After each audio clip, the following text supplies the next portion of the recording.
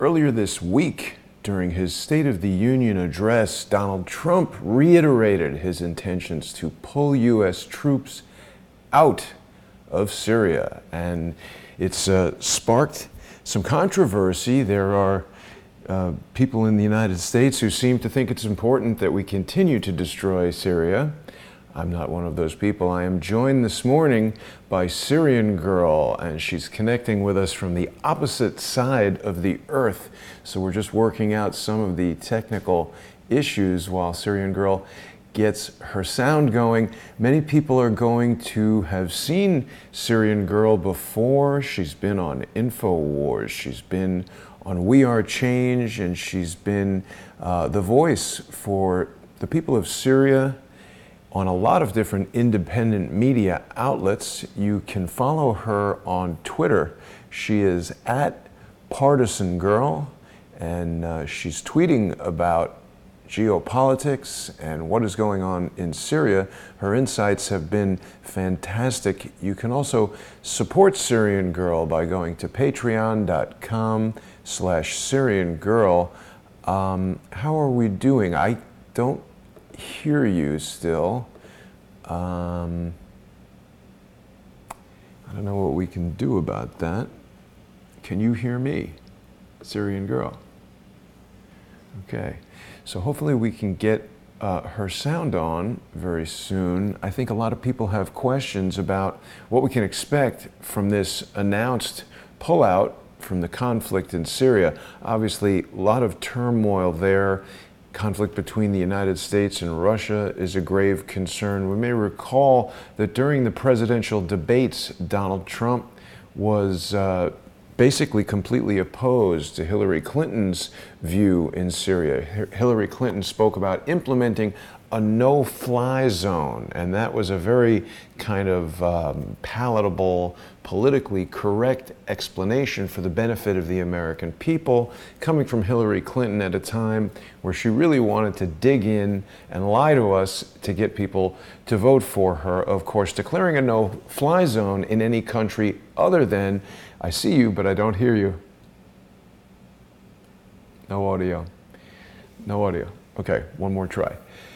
People should remember that declaring a no-fly zone in any country other than the United States or an ally country that has invited the United States in to protect is a declaration of war, a de facto declaration of war. And of course, Jimmy and Joanne Moriarty have explained to us in great detail how the exact same tactic was used to enable sorties over Libya that resulted in bombing and indiscriminate killing of civilians. So I think it's quite clear what Hillary Clinton had planned in Syria. Once we get Syrian Girl on the line here, we'll get some more detailed insights. I think there we go. We've got you now, Syrian Girl. Wonderful to have you. Everything, all technical difficulties. Please don't apologize. I'm delighted to have you with us. Now, Syrian Girl, for some of the Crowdsource the Truth viewers who perhaps aren't directly familiar with you, can you give us a little bit of background? How did you come to be an independent journalist, and tell us about what's going on in Syria? Well, actually, I'm a scientist by training, so I studied chemistry and biophysics. But I've always been interested in politics, and given where I come from, that's basically a given. Yeah. But, you know, September 11, when that happened, it was something that woke a lot of people up to what's really going on behind the scenes. I wasn't prepared to say anything publicly except when the war in Syria began. And that's where I found that I could actually affect some change by informing people. And so it became imperative that I continue doing this sort of journalism. And it's very interesting. So that's the story. For sure. What's your story? Well, my story, perhaps you and I should discuss offline, because I think I want our viewers to know what you have to say about what's going on in Syria. So you grew up in Syria. What part of Syria? Well, I spent some of my childhood in Syria, but some of my childhood I spent here in Australia. And grew up in Damascus, in Damascus city, which is the capital city, basically in the center of the city.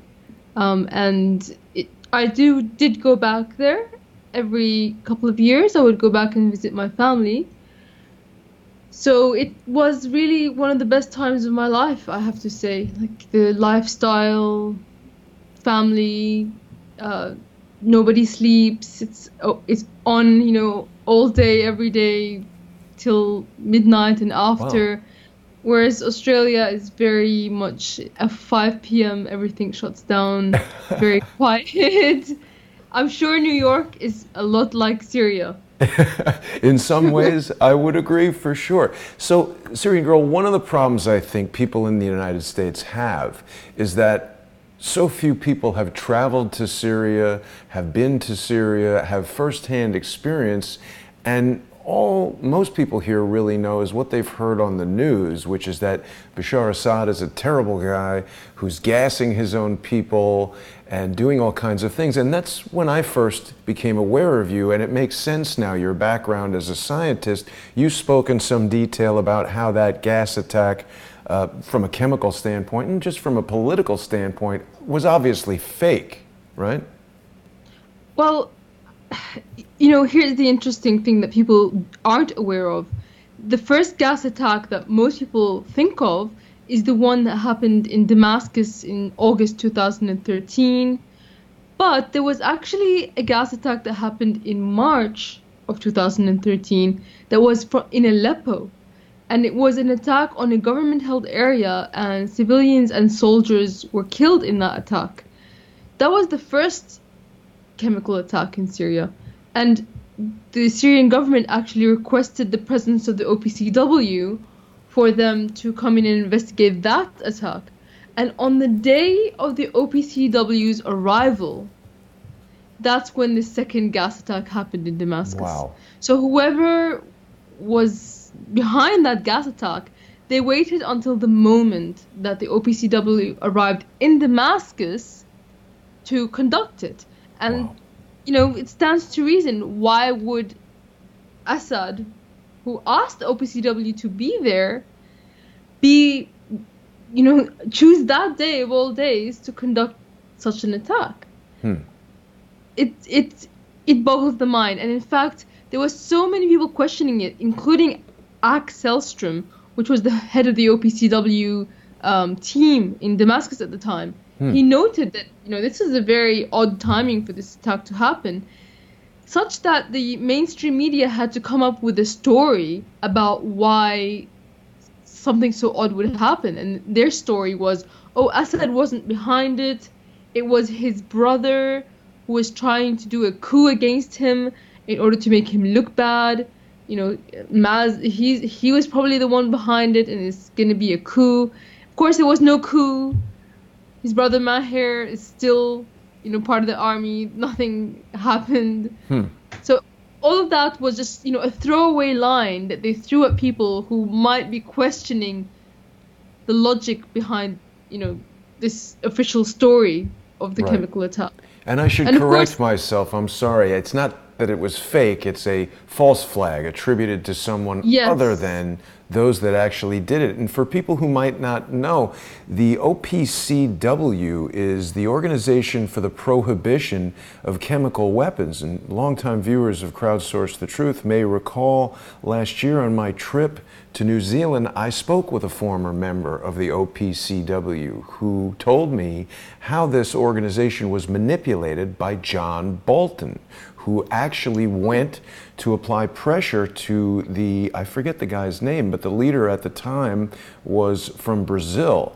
And they were about to release a report saying that there were no weapons of mass destruction in Iraq. And John Bolton went to threaten this guy and made that report go away, destroyed this man's career, and just basically acted like the neocon psychopath that he is.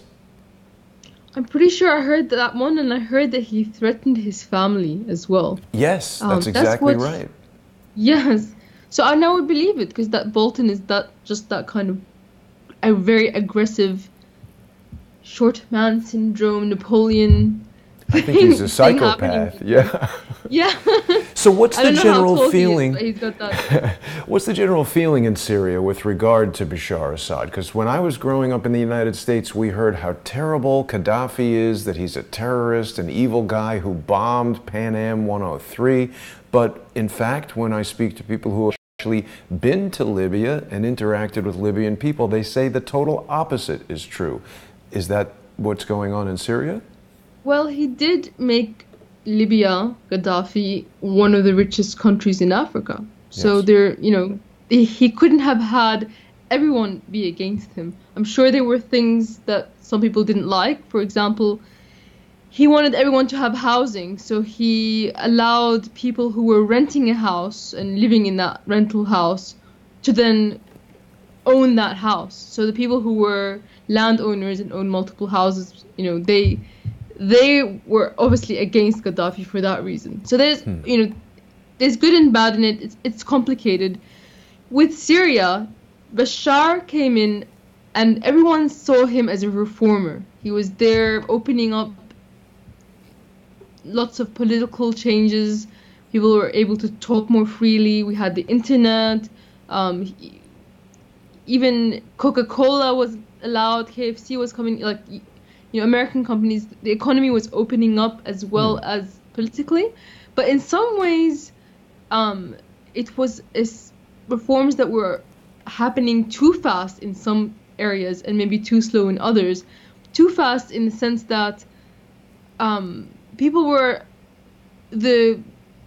thing that was suppressing some of these religious zealots speaking, that the thing that was holding those guys back came off as well. And as a result, Al Jazeera was able to broadcast in the country, and they brought, sheikhs from there with their ideologies, and people were congregating to discuss these things. And I saw, as I was going back every couple of years, I saw during the Iraq War especially, there was this huge kind of it became very fashionable to be religious. Even people that I met before that I thought would never be religious, suddenly they were wearing a headscarf. And I was, a little bit sure they took it off a couple of years later. But you could see from those individuals who I thought, you're not religious, there was this fashion that was going through as a wave. And if you looked at the school system as well, a lot of girls were a lot more religious than their parents. So that just goes to show you how much influence was coming from these Saudi Arabian sheikhs. There's a very interesting documentary on BBC called Syrian Schools, and you could, if you just watch the first 15 minutes of that, you can see an example of what I'm saying. So that was a negative thing, especially because Syria has had problems in the past with the Muslim Brotherhood in the 80s. Uh-huh. So yes, that's the documentary. They go to a high school for girls and a primary school for boys, and it's particularly the high school for girls that where you can see this discussion going on. In any case, unfortunately, when it comes to Assad, again, your question, a lot of people really supported him, and he still has a lot of support now, but a lot of people back then supported him, and there was some people, especially the very religious, that did not support him because they saw him as a heathen, basically. So, and after the war, people that maybe didn't support him became supporters, and vice versa if they're expats. At the end of the day, he's holding the country together, and there's no doubt that if he were to go, the country would currently fall to Al-Qaeda and ISIS. I mean, the army would disintegrate. There would be chaos. So, Right. of course, people are behind Assad, especially now. Right. So, and I mean, certainly anyone in another country could run a news report saying, oh, half of America hates Donald Trump, he's doing this, he's doing that. It's easy to spin these sort of things, but what's your personal feeling about Assad? Has he been good for Syria? Is he a good leader, or is he a tyrant? Well, I've always thought of him as a kind-hearted person. He's a doctor. He's kind of a nerd. He likes computers. He likes programming. Wow. And you could just see from his behavior towards people that, like, he was never really meant to be the president. He wasn't the one that was trained for that. It was his brother who was killed in a car accident. So he kind of fell into that role. And I think there's some things that he's done that I disagree with. But I can't fault him on most of his foreign policy and his domestic policy. For the most part, I share his view. So it sounds like he's about as popular or unpopular as pretty much any ruler of any country. There's always going to be some people that disagree with the policies. So I find it very interesting that you're saying after the Iraq War, Saudi Arabia began exerting more influence in Syria. And of course, we've seen from the WikiLeaks emails, Hillary Clinton, in her own words, saying that Saudi and Qatar are sponsoring ISIS. And we saw a lot of that activity in Syria with the white helmets, and there's so much going on there. What would you say, Syrian Girl, is the reason that the United States and Russia are essentially having this tug of war in Syria? Well, for Russia, their interests lie in the Mediterranean Sea, and their only port to the Mediterranean Sea is in Syria. They have no other port in the Mediterranean. So if any of their shipments or ships are going to pass through the Mediterranean, they're going to have to pay tariffs to everyone. So that's one of the reasons that Syria is very important to them. It's also one of their last footholds in the Middle East, especially the Near East. If you think about it, Afghanistan is gone, Iraq is gone, Saudi Arabia they never had, etc., etc. Libya, definitely, they had influence there.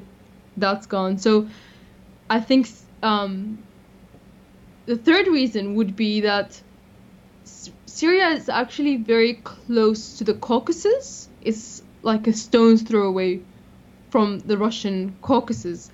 And instability in Syria, especially of a terrorist nature, could destabilize the Caucasus region. Like Chechnya, we had many terrorists coming in from Chechnya, and they would go back to Russia and create problems there. So they have that security concern as well. Of course, there's also oil pipelines and gas. Russia's economy is built mainly on oil and gas, and they don't want Qatar gas to get a pipeline through to Europe, which was supposed to go through Syria. Syria actually decided to tell them, no, sorry, we have an agreement with Russia, so we can't break that agreement. So this is 4 reasons now why Russia is going to defend Syria. I think they feel like it's an existential threat for them to lose that strategic position. Existential threat for Russia, yeah. Yes, exactly. But for the United States, I don't think that it's not the same kind of existential threat. They have a plan for taking out 7 countries in 5 years, according to, I forget his name. Wesley Clark. General yes. Wesley Clark, that's the one. And basically any country that hasn't fallen to U.S. hegemony, they want to topple. And Syria was one such country that didn't have any IMF debt,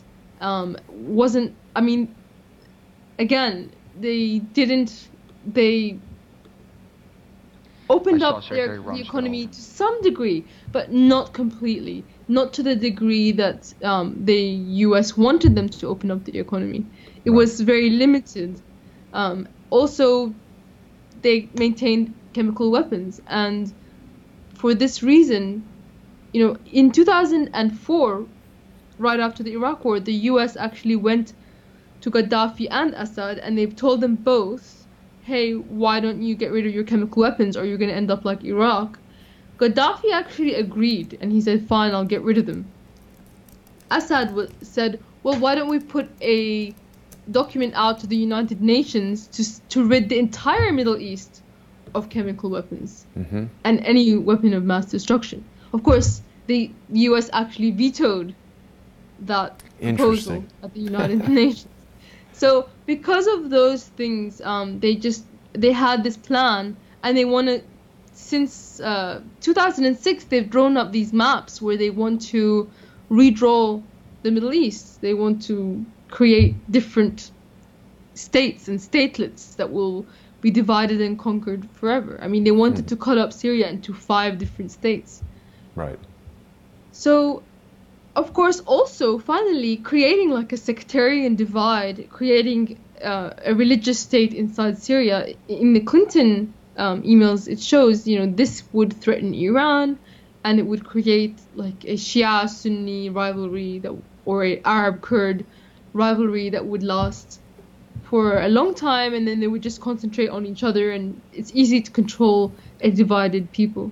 So, sorry for the long answer. No, it's very insightful. I have heard about this pipeline and the battle with Russia. A lot of people may recall that the PNAC, the Project for a New American Century, basically called for projecting American power and democracy throughout the world in a preemptive fashion to prevent the rise of another economic or military superpower such as the Soviet Union, formerly China, Russia. They wanted to suppress that. So I always felt that this pipeline issue was critical. I've heard that 80% of the natural gas in Europe is coming from Russia through this Syrian pipeline. So cutting Russia off from that would have a tremendous impact on their political and economic influence over the rest of Europe. And we've heard so much about how evil and terrible Russia is, interfering with our election by doing something that's taking Robert Mueller 2 years to so far find no evidence of. I want to play this video from Wesley Clark for just a moment in case, the rare possibility that there's someone out there who hasn't seen this, because it's quite shocking. After 9/11, about 10 days after 9/11, I went through the Pentagon and I saw Secretary Rumsfeld and Deputy Secretary Wolfowitz. I went downstairs just to say hello to some of the people on the Joint Staff who used to work for me, and one of the generals called me and he said, "Sir, you got to come in. You got to come in and talk to me a second." I said, "Well, you're too busy." He said, "No." He says, "We've made the decision. We're going to war with Iraq." This was on or about the 20th of September. I said, "We're going to war with Iraq. Why?" He said, "I don't know." He said, "I guess they don't know what else to do." People are laughing as he says I said, "Well, this, did they find some course, information it's not funny at all. And he goes on to tell us how, this is from 2003 or something, and he goes on to tell us how he saw plans to invade 7 countries over the next 5 years. Of course, Syria was on the list. I've spoken quite a bit about the petrodollar and this unholy alliance between the United States and Saudi Arabia, and the need to enforce that petrodollar system whereby every country buying or selling oil must use U.S. dollars. And certainly if Bashar Assad stands in the way of that at all, he's definitely in the crosshairs.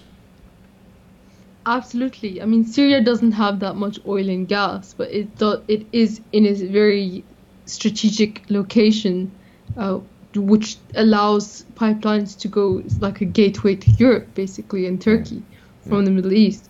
And for that reason, I don't think they use the petrodollar at all. It's a good way to get shot. Yes, absolutely. There was a time before Assad where the US dollar was illegal to use in Syria. Wow. Completely. But Assad actually, again, one of his economic reforms was to lift the ban on using the US dollar, which I didn't agree with. I think it caused some people to become very rich and some people to become very poor, unfortunately. Right. So, but he did make a lot, like on balance, I feel that he did way more good than he did badly. But I think he had good intentions. He thought that he was going to strengthen the Syrian economy by opening up trade with foreign countries, etc. So so that was what he had in his mind. Unfortunately, when you open up the country, you're also opening it up to people like the jackals. If you've read Confessions of an Economic Hitman, jackals come in and try to undermine you. And no matter how many steps you go towards peace, I mean, if you look at Gaddafi, he tried everything in his power to have peace with Europe. He was getting invited to Italy, etc., etc., etc. But they used that willingness for peace to stab him to death in the streets. Literally, yeah. Literally. Quite scary. And I was interested at the top of the conversation to hear you say that Coca-Cola and Kentucky Fried Chicken were coming in.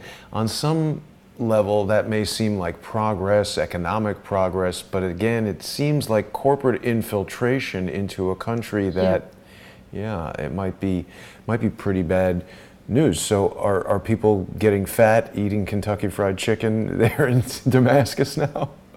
Well, not anymore, because since the war, there's no more Kentucky Fried Chicken. Really? But at the time, when it opened up, people were like so excited, and going to Kentucky Fried Chicken was the thing. Wow. Like, let's go to Kentucky. So exciting. Let's go to Fancy Kentucky date in Damascus, KFC. Yeah. This is so like new, and wow, we have it. Cool. But then like after trying it once or twice, people realize that it doesn't taste that great compared to the food that we actually have. Right. And one of the terrible things that happened to me was my cousins were like, "Oh, where shall we take them? Let's go to Kentucky Fried Chicken." And I'm thinking, "Oh, we have that already. I'm not interested, but for your sake, I'll go." Oh. Yes. Well, we're joking about it, and obviously it's easy to make fun of, but there's more to this. I mean, for many years, people of the United States have been exposed to this really mostly chemical food that's heavily processed, and still not a lot of well understood information about how this type of stuff affects our health. And of course, Syria, I've never been there, but I've been to UAE and I've been to some other countries well outside the United States. I tend to think that most of what you were probably eating in Syria was coming from a farm and animals that were raised in a more natural, traditional sense. So this is like a real corporate infiltration of the country. Yeah. Exactly. I mean, we have fast food in Syria, but even our fast food is healthier than, and we have pizza and hamburgers and falafel and shawarma and things cooked in a lot of oil, and yet everything tastes more natural there because it's produced in the country, farms, our own factories and stuff. And I did feel that it was corporate infiltration when I was going there. Of course, for the Syrian people, it was all very exciting. They were happy about it, but I felt a little bit that it was unfortunate that Syria had its own fashion industry. It had its own cola factories, and those were just no longer being used until the cola factories shut down. So. Well, Syrian Girl, Guy Wilson is in the comments right now, and he'd like you to know that Kentucky Fried Turkey is much better for you than Kentucky Fried Chicken. So would you say that the average person in Syria has a positive view of the United States? I think the Iraq War probably gave them a negative view of the United States. Very interesting. And now that Donald Trump has announced his plans to pull U.S. troops out of Syria, what are your feelings about that? Do you think it'll happen? Is this some excuse to just insert Israel as a proxy and continue the same thing? I don't think so, because that doesn't have it doesn't sound logical to me, because Israel, if it wanted to insert itself, it'll insert itself. Like, it doesn't really need the United States to pull out. in order to attack Syria. It's attacking Syria already. So I don't quite understand the logic of if the US pulls out, Israel can come in. A lot of people have said though. Yeah, they have said that. I mean, there is one piece of logic that I think could apply, that these US soldiers in Syria are sitting ducks. And if a war between Syria and Israel breaks out, then US soldiers are basically hostages that can be wiped out any time that the Syrian military wants to wipe them out. Wow. I mean, they're not that far away from the Syrian military that they can't get to them. There's only 2,000 of them, US soldiers. So that is what I could kind of see, maybe potentially pulling them out could open.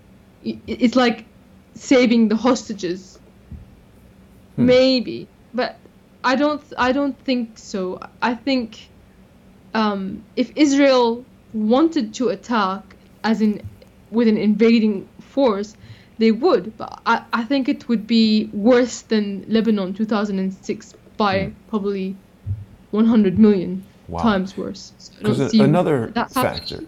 Another factor we've heard about is the oil that's been recently discovered in the Golan Heights, and this company Genie Energy that is ironically owned in part by some of the very same people in the Project for a New American Century, and the advisory board includes some pretty questionable guys such as James Woolsey, former CIA director, Rupert Murdoch, the head of Fox News, and all of that kind of thing. So it really makes you start to wonder when Wesley Clark is talking to us about plans related to the response to 9/11, and we see some of the people who certainly seem to be the masterminds behind 9/11 still there, poking around in the Middle East, messing around in your home country. It seems pretty clear what's going on. And I saw Rothschild was one of those Genie Energy guys. Was it also the head of Enron? What Richard Cheney? Am I hallucinating that? Yes. He's not that. I don't know if he was the head of Enron, but he was certainly the vice president during 9/11 and very involved. He's on there too. Where it's is the usual Rothschild? Suspects. Exactly. These guys want the oil. Here, Jacob Rothschild. Look at that. Yeah. So I mean, this is like plain as day. It's really shocking to me that people sit and watch the television and Hillary Clinton says it's going to be dangerous for the United States if we pull out of Syria. How did you feel when you heard that comment? Do you think it's dangerous for the United States to not be dangerous to the oil company that wants to profit? Exactly. I think it's ridiculous to say that it's dangerous to pull out of Syria. It's dangerous for the soldiers to stay in. The Syrian military has always been able to take care of ISIS. It was the US that came in. Here's what I found on the web for military has always been able to take care of ISIS. Terrible. Luckily, no artificial intelligence is listening to your conversation. Excellent. Well, I've been exposed as a Siri user. Well, hilarious. Whenever I say Syria, it also doesn't. But the Syrian military and the Russian military are fully capable of taking care of any remnants of ISIS left in the area. As far as terrorism goes, I think that the whole world is facing ISIS terrorists to the same level. I mean, they were controlling cities and villages in Syria, but they are no longer doing that. So the soldiers are under just as much danger from ISIS in Syria as they would be in the United States. It's a global threat, but there's no more cities that are controlled by ISIS. It's just an excuse. I mean, it's even that attack that happened in Manbij, as you know, that was the first ISIS attack against US soldiers, just as Trump announced the pullout. I mean, it's rather obvious, and it happened in the city of Manbij, in the area that the US soldiers were supposed to pull out. Whoever was behind that, first of all, knew about the meeting they were having with the Kurds. So they were an insider that knew about this planned meeting and the location of the meeting. And they chose Manbij of all places because they want to prevent a U.S. pullout. So I think Clinton is just making anything up to create an excuse to stay. There's no danger to the U.S. if, if they pull out of Syria. I mean, if they don't pull out, then there might be even more of a danger, because it's going to destabilize the Syrian economy, and lest we forget that Al-Qaeda is in control of Idlib, which the U.S. media never mentions. They only focus on ISIS, but in fact, the State Department threatened Syria and Russia to prevent them from going into Idlib and taking out Al-Qaeda. So there's a real hypocrisy here. Donald Trump's State Department did that? Pompeo? I'm afraid so. Wow. Yes, it was, what's her name? The Indian lady. She used to be the ambassador to the United Nations. Haley? That's the one. Yes, she threatened Russia and Syria to prevent them from going into Idlib and taking out Al-Qaeda. Wow, that's pretty shocking. I seem to recall that in general you have a pretty positive outlook on Donald Trump and his presidency. Is that correct? He's way better than Clinton. I've always maintained that and to this day, he's better than Clinton. But unfortunately, I think that he says something and then he says the opposite. You don't quite know where he's standing. His son-in-law is very connected with the Saudis. He's very connected with the Saudis. He's always saying how he's selling them lots of land and billion housing. in weapons, Weapons, and they buy his hotels and condos or whatever it is he sells.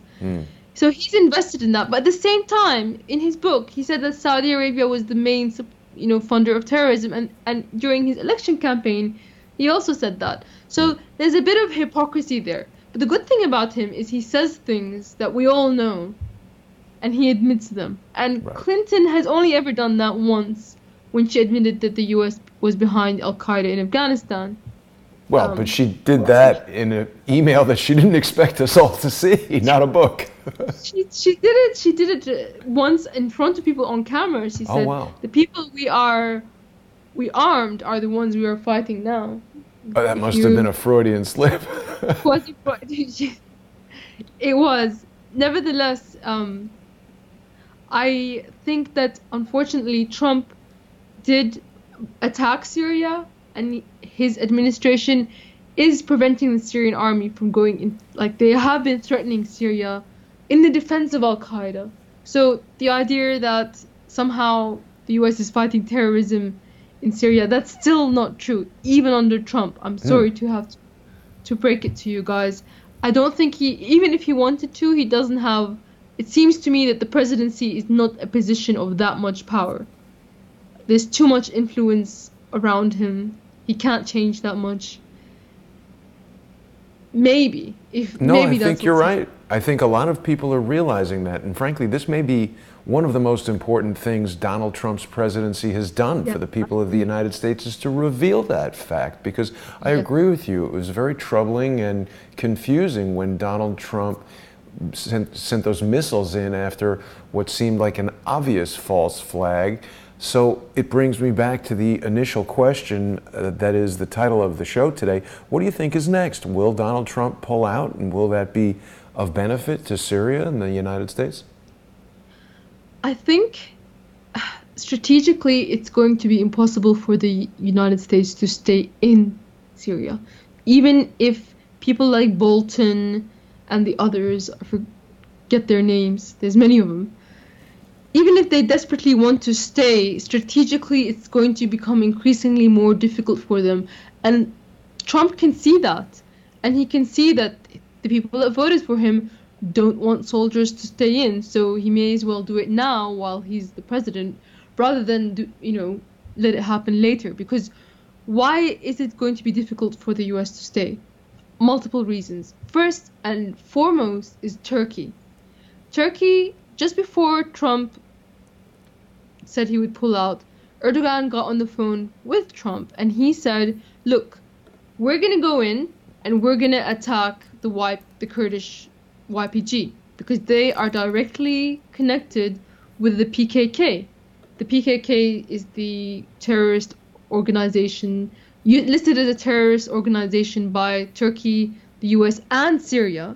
They were responsible for multiple suicide bombings. They're anarcho-Marxist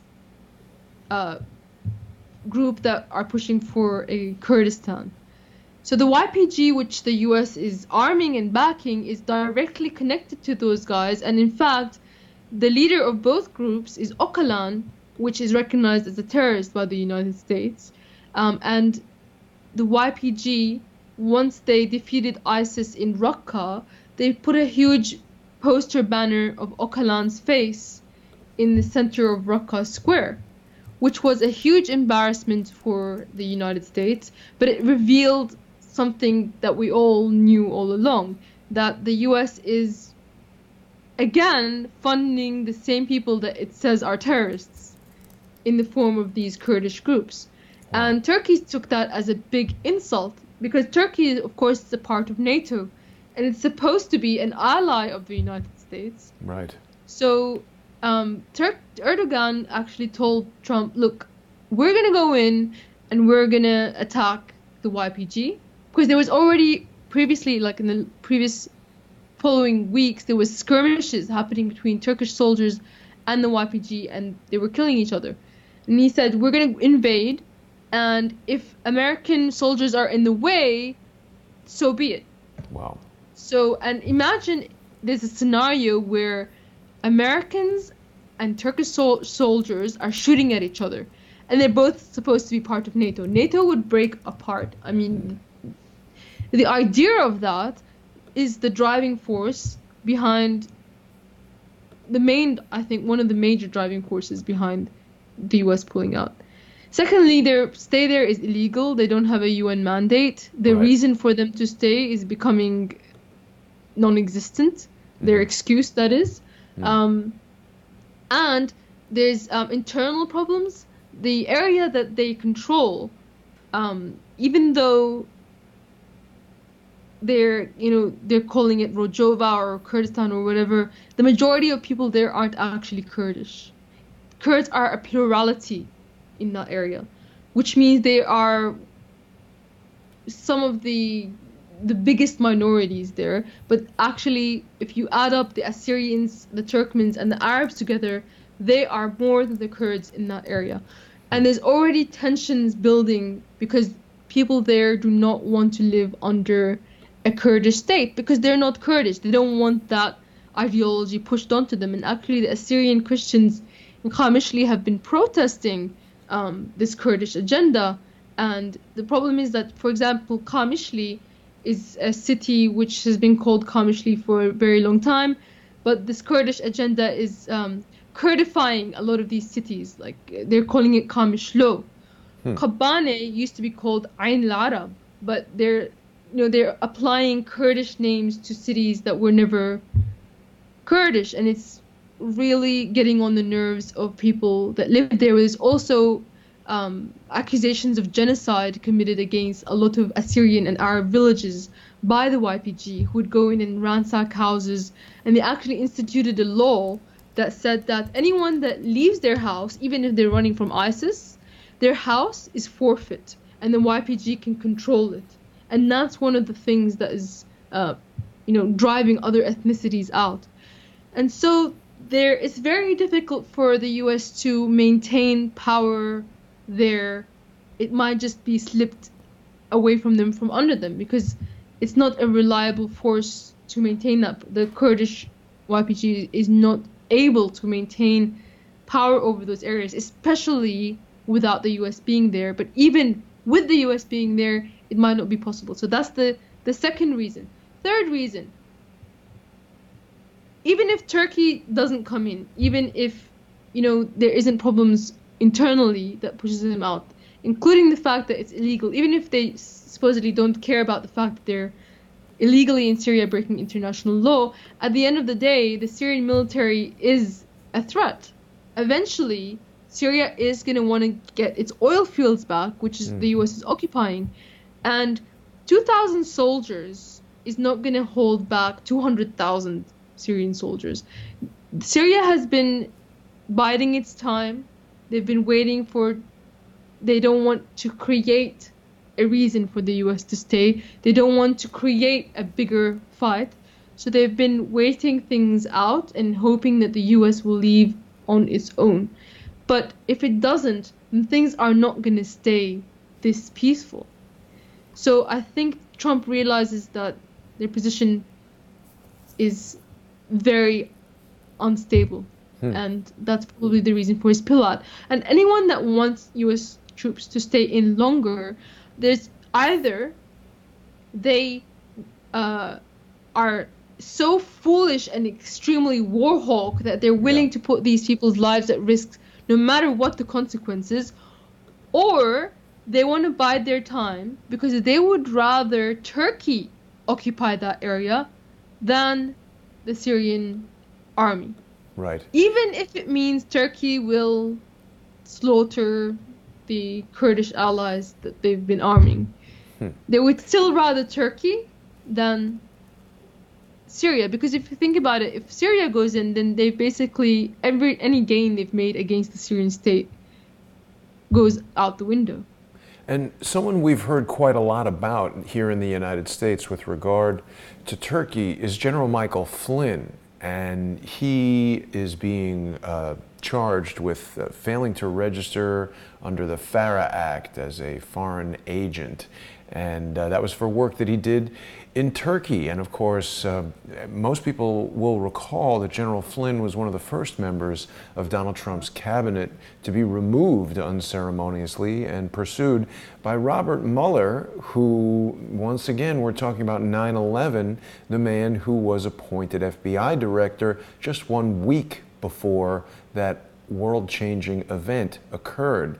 So again, I find it interesting that all these different people keep popping up and are trying to hold back American heroes who perhaps had the intention of exposing and ending all of this. General Flynn remains in an unknown state. Emmett Sullivan had stayed his sentencing just a few months ago, so we still are waiting to hear what's going to happen to General Flynn. Now, Syrian Girl, you had mentioned that someone somehow knew about the strategy and what the U.S. was planning to do and planned these gas attacks or executed these gas attacks almost seemingly to thwart U.S. plans and manipulate the situation. I'm showing right now the webpage for the White Helmets, which advertise themselves as this sort of do-gooder organization. What's your opinion of the White Helmets? Well, they were invented by this MI6 agent called George Lemessurier, and anyone can look that up. It's open knowledge online. Just search White Helmets. I think it's actually James. Sorry, it's James Lemessurier, and they basically got the same guys that are part of Jabhat al-Nusra, Al-Qaeda, the FSA, all those militias, the same individuals, and gave them white hats and a lot of cash, and they told them to go around filming things and acting like heroes. And some of the stuff that they filmed digging, I saw one video where they dug a kid out of the rubble, and then they immediately had her sit down and do an interview about how much she hates Assad. Now, if you're a 9-year-old that just got pulled out of rubble, I don't think you would have a statement prepared about how you feel about Assad, which, it's ridiculous. Also, they filmed, of course, this, what was it? This, there was a viral thing where it's a challenge where you freeze, like the frozen Ice challenge. bucket challenge? Yeah. No. After that, there was another Something one like that. where the people just like they freeze. Right, the mannequin challenge, right. The mannequin challenge. Right, Yes, right. sorry. Yeah, and they filmed that, and the guy was just such a good actor, pretending that he was being pulled out of the rubble. But of course, it was part of this mannequin challenge. Anyway, we could go on, but they've been filmed at Al-Qaeda rallies, holding up Al-Qaeda flags. They've been filmed at 3 executions. as far as I know. Probably there's more. Wow. I know specifically that one of them, two of them in fact, were filmed beating up captured Syrian soldiers. I mean, the same guys in the white helmet and the white shirt in one video. In the next video, he's slapping around these two soldiers that were taken as hostages, which were later executed. So these guys are disgusting. I mean, one of them, one of these journalists that is associated with the white helmets, Channel 4, the British Channel 4. They did a video about the rebels in Aleppo, and the rebels that they went around with, you could see the white helmets in the background, but those specific rebels were involved in beheading a 12-year-old boy, and Channel 4 actually took down that video. This group that beheaded the 12-year-old boy was one of the groups that was vetted by the CIA and said to be one of the moderate groups. It's Al-Zinki. So if you search US-backed rebel group behead 12-year-old boy, it'll come up immediately. So that was, the white helmets are connected with those guys. And of course, it's Al-Qaeda. Of course, I wouldn't put it past them to stage a chemical attack. I mean, if you recall the boy who was in the ambulance, who was all over the media, the one who was in that photo that you're bringing up, the kid's face is blurred. They cut off this little kid's head? Yes, they did. There's Why a video would they of do it. that? They're scum of the earth, I guess. And in the video where they were cutting off his head, they said, you know what, we're worse than ISIS. Jeez. By their own these look admission. like regular guys, and they're chopping off a 12-year-old kid's head. It's because this kid is a Palestinian who is Wow. part of his father is part of a militia that is with Assad. So that's why they did that. In any case, the CIA was giving those guys weapons and money. This was one of the moderate groups. So when we discuss moderate groups, Al-Qaeda, they are all acting the same way, and the white helmets have been associated with those guys. And I'd like you to notice that media actually blurred out the kid's face. I'm not sure if in this particular case they blurred his face out. Yeah. But on the other hand, the boy in the ambulance, the one that was shown to us all over the media, the one who was bleeding and the white helmets put him in the ambulance. Right. His name is Omran Daknish.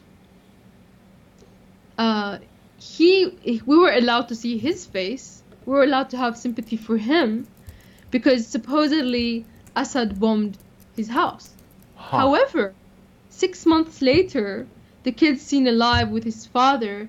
After the liberation of Aleppo, his father says, we didn't speak to the media because everyone was trying to interview them. And he said, I refused all interviews because he's actually pro-Assad.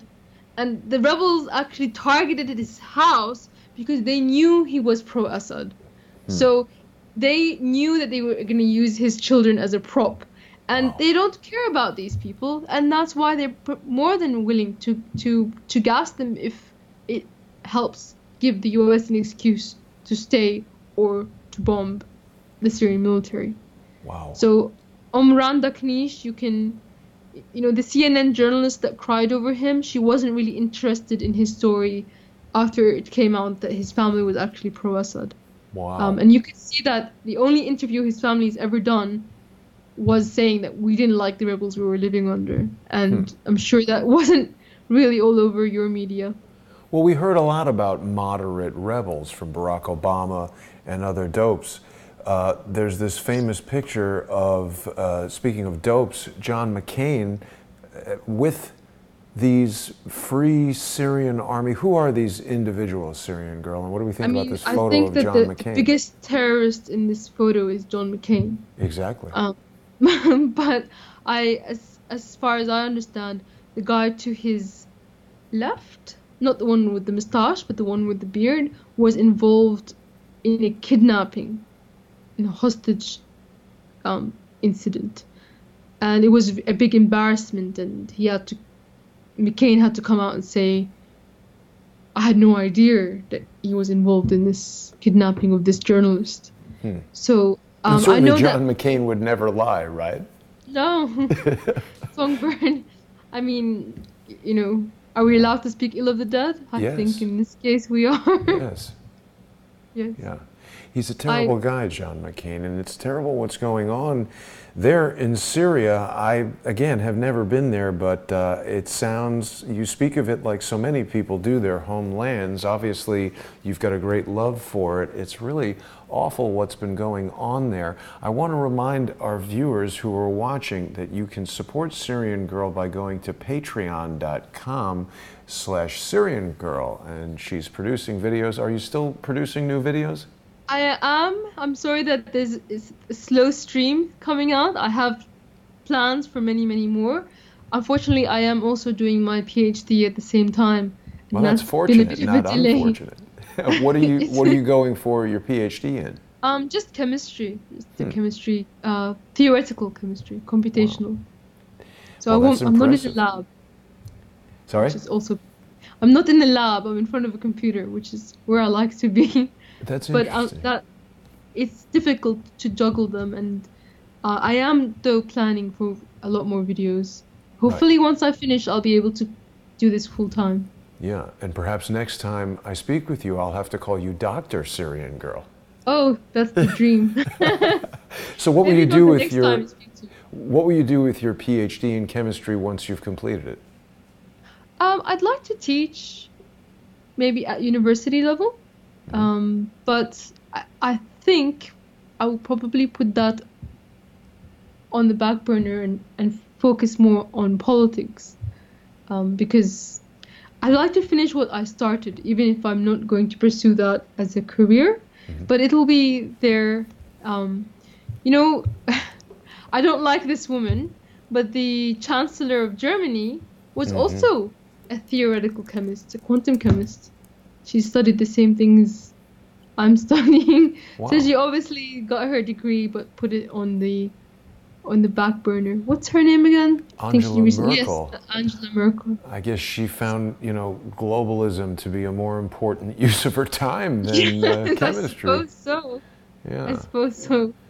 Well, people can But, also yeah. follow Syrian Girl on Twitter. She's there at Partisan Girl, and can people message you there? They can get your email address right here. So anyone who wants to communicate with Syrian Girl can go over to Twitter and do that. We're Better almost you tweet at me, yes. I think. It's more likely I'll see it. More likely that you'll see a tweet. Yeah. Yes. Okay. Because my email, I'm terrible with that. I'm It's trying difficult to get to better. keep up. It absolutely is. Isn't We're just about out of time here for today, and I know it's getting late where you are. Is there anything you wanted to say in closing? No, but thank you for this conversation. I really enjoyed it, and thanks for having me on your show. Well, thank you for joining me. It's been very informative, and I hope we'll have you back very soon, and best of luck with your PhD. Thanks so much. And thanks for watching, everyone. I'll be back later today. We're going to have a conversation with Laura Loomer, who has been banned from basically every social media platform you can get to. The latest issue, she's been banned from PayPal. So Laura is being shut down effectively. We're going to talk to her here. Be back at 6 p.m. Eastern. Thanks for watching, everybody.